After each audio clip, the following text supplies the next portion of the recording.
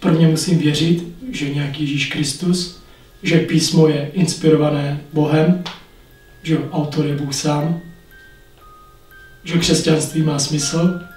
A když si tohleto všechno dám dohromady, tak je potom samozřejmě pro mě písmo tím hlavním zdrojem síly, inspirace a všeho. Takže ta víra na začátku, nebo aspoň to otevření se k víře, je nutné.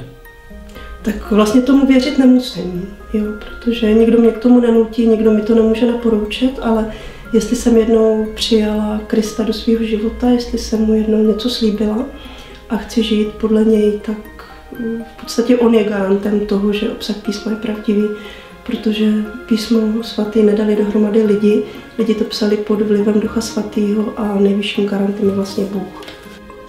Pravda je něco, co nemůžu vlastnit, pravda je obsažena v písmu, já k té pravdě mohu jedině přilnout svým srdcem, protože Ježíš řekl, já jsem cesta, pravda a život. Kdo přilne k Ježíšovi, tak nemá problém s tím, že by nechápal písmo jako pravdivé.